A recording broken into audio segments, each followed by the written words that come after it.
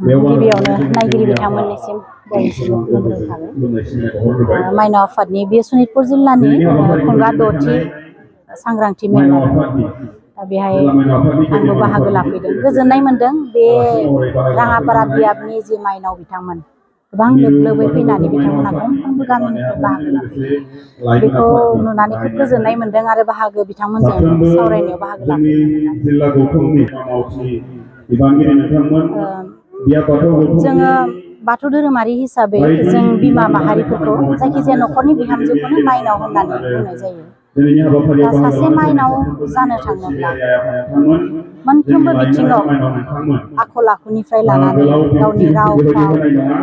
गावनि जिखुनु सोलिनाय थासारिनिफ्राय लानानै गासैबो बिथिङाव बिनि मोजां मोनसे गुन गोनां जि आखल आरो सोद्रोमथि आब्रुथि गोनां गावखौ सासे मानसि हिसाबै मानसिनि जिखिनि गुना थानांगौ बेखिनि गुनखौ थायोब्लानो जोङो बेखौ सासे मोजां माइनाव होननानै जोङो सिनायथिनो हायो। बे बेलायाव दिनै धोरोमारि हिसाबैबो गोबां सावरायनाय जादों आरो बिदिनो गुबुन गुबुन माहारि आफादफ्राबो सावरायदों। दा जोंबो माइनाव आफाद हिसाबै बेखौनो खोब बेयो मोनसे दुखुनांथावना लाजिथावनाबो जोंनि थाखाय जे जोंनि बिमा माहारिफ्रा जोङो लाइमोन सिख्लाफोरनि खोथाखौथ' बादानो बिमा माहारिफ्रानो गावखौ माने मोनफा मोनफा खामानियाव इंगेज जायालासिनो आलांगायै थानानै गावनि समफोरखौ बेबायदि गाज्रि मोनसे माबाजों गावखौ दैदेननो थांगासिनो दङ आरो बे गावखौ बेबायदि खालामनाया जे गुबुन सोरनिबा दिनै जों हौवा माहारिफोरखौ सोंखारिनाय जायो। हौवा माहारिफोरखौ जोङो बा लाइमोन सेंग्राफोरखौ सोंखारिनाय जायो। बेफोरबायदि बायदिसिना जाथावै जाथायफोरखौ जेब्ला जायो होनब्ला दा बे बेलायाव जोङो लाइमोनफोरखौ सोंखारिनो थांनायनि सिगांनो जों हिनजाव माहारिफ्रानो हौवा माहारिनि सायाव माने भायलेन्ट होननानै बुंजागोन आरो बे गाग्लोबनाय मोनसे जौमोननि गाग्लोबनाय मोनसे थासारिखौ दिन्थिबाय थादों। बेयो खोब मोनसे लाजिथावना जानानै फैदों आरो दा बयबो सिन्था खालामनो नांसिगौ साननो नांसिगौ गावहादि सासे मानसि बे मानसि हिसाबै मानसिनि गुनजों सोलिनो हायालासिनो गावनि गाज्रि थासारिखौ दिन्थिना लानानै गावखौ सुबुं माहारिनि गेजेराव ससियेल मिडियायाव दिन्थिना लानानै गावहादि गावखौ मोनसे आखल गैयै सासे आइजो हिसाबै दिन्थिनो थांगासिनो बियो बेखौ गावहाबो सिन्था खालामनो नांगोन आरो दा बे बेलायाव दिनै गोबां माने जाथावै जाथाया जोंनि गेजेराव जाबाय थानायफोरखौ नुनो मोन्दों। बेफोरबायदि माखासे गाज्रि थासारिनि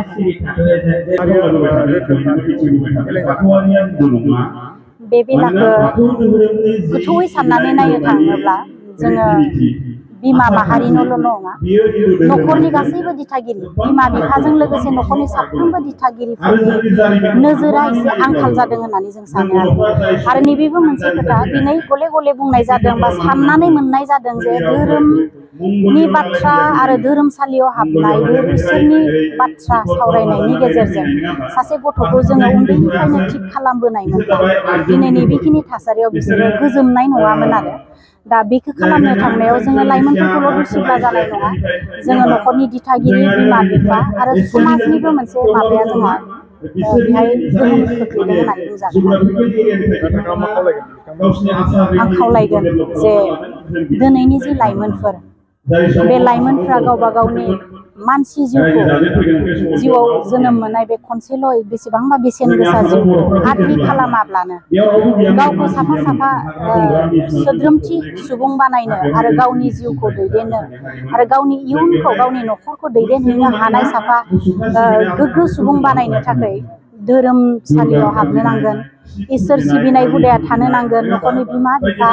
गावनि बैसोआव देरसिनफोरखौ खुलुमनाय मान खालामनाय आरो मोजाङै बाथ्रा रायज्लायनो सोलोंनाय बेफोर हुदाया बिसोरनि गेजेराव थानो नांगोन। सोलोंथाइजों लोगोसे मानसिनो नांगौ जानाय गासैबो आखल आखुखौ जाहाथे जोंनि साफ्रोमबो लाइमोनफ्रा सोलोंनो नाजायो। आं दुलाराय गामिनि माइनाव आफादनि जानानै बेखौनो गिबियावनो लाइमोन आफाद दुलाराय बाथौ गौथुमनि जानानै गोसो गोरबोनि खुलुमनायखौ आङो दिनैनि नैबे सांग्रांथि मेलाव नुजाथिफैनो हानाय बा बाहागो लानाय गासै बिबानगिरि जोंनि धोरोम सिबिसुला रायजो राजा बिथांमोनखौ आङो गोसो गोरबोनि हामलायनायखौ आं जासिग्रोदों। बे समाव दिनै लाइमोन आफाद दुलाराय बाथौ गौथुमनि जानानै राङापारा बियाब एबा सनितपुर जिल्लानि सिङाव थानाय राङापारा बियाबनि लाइमोन आरो माइनावनि सांग्रांथि मेल बे हाबाफारियाव आंबो बाहागो लाफैदों आरो आं बेयाव मोनथिनो मोनदों जे जोंनि फुंखा सुबुं बा जायफोरखौ जोङो फुंखा सुबुं महरै जोङो बेयाव आलासि लेंनानै लाबोदों बिथांमोननि सिगाङाव रायजो राजाफ्रा मोनसे फेस खालामदों जे जोंनि राङापारा ओनसोलाव गुबुन गुबुन जायगाफ्राव जानाय बायदियै जेरैहाय बिमा माहारिफोरा गुबुनजों थांनाय माने मबाइलनि जोहै माखासे गाज्रि आखु बाहायनाय आरो फरायसा फरायसुलि एबा उन्दै उन्दै गथ'फोरा माने गावनि आखलखौ दानायनि मोनसे लामाखौ गोथेनायनि मोनसे अजद बेखौ लानानै जोंनि फुंखा सुबुं बिथांमोना बा आलासि बिथांमोना बोसोन होदों जे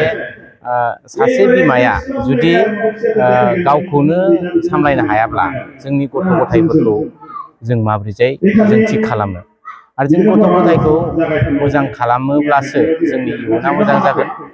आरो मोजां जायोब्ला जोङो गथ' गथायफ्रा मोजां जायोब्लासो जोंनि इयुना मोजां जागोन बेखायनो जोंनि फुंखा सुबुंफ्रा बुंदों जे गथ' गथायफोरखौ उन्दैनिफ्रायनो धोरोमनि बिथिङाव नोजोर होनांगौ आरो धोरोमनि बिथिङाव नोजोर होयोब्ला गिदिरखौ मानिनो सोलोङोब्ला बिदिनो गावनि जिउखौ दानायजों लोगोसे समाज बिथिङावबो मोजां राहा लाबोनो हागोन बेफोरबायदि माखासे बिथिंखौ रायजोफोरजों सावरायलायदों आरो आंबो हास्थायदों बेखौनो लाइमोन आफाद दुलाराय बाथौ बुथुमनि जानानै जे जोंनि समाजा गुबुंलेनिफ्राय गुबुंले जालांबाय थायोब्ला जों इयुनाव बर' समाज बर' हारि जोंनि धोरोम खान्थिखौ जों बोरै जौगाहोनो लाइमोन आफाद दुलाराय बाथौ बुथुमनि जानानै आं बेखौनो हास्थायदों जे जोङो सासे गथ'खौ मोजां बानायनोब्ला जोंनि इयुनखौ जों मोजां बानायनोब्ला बे गथ'खौ उन्दै समनिफ्रायनो जोङो बाथौ खुलुमनायनिफ्राय जों गेदेरखौ सिबिनाय बेखौ जों फोरोंनांगोन आरो फरायसालियाव थांनायनि अनगायैबो जोङो न'खराव मोजाङै फरायनायनि गाइडखौ जों बिमा-बिफाया होनांगोन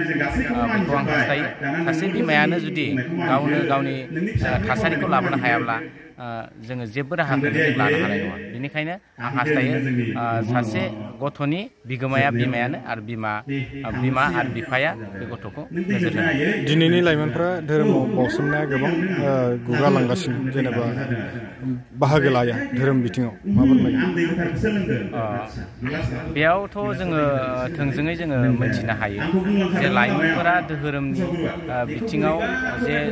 गोसो गैया बा गोसो होआ बे लाइमोनफोरा माने गुबुनखौ बा गावनि देरसिनखौ जेबो सनमान खालामनो रोङा बा बेफोरबायदि रोङिनि गुबै जाहोना जोंना बिमा बिफानावबो थानो हागौ बेनिखायनो जोंनि बिमा बिफाया उन्दैनिफ्रायनो जाहाथे उन्दै समनिफ्राय जाय गथ'आ माने जेबो साननोनो हाथ'वाखै बे समनिफ्रायनो धोरोमनि गोहोमखौ मोननांगौ होमब्ला जोंनि लाइमोनफोरा माने धोरोमनि सायाव साननाय हनाय बे फैगोन आरो गावनि इयुनखौबो दानो हागोन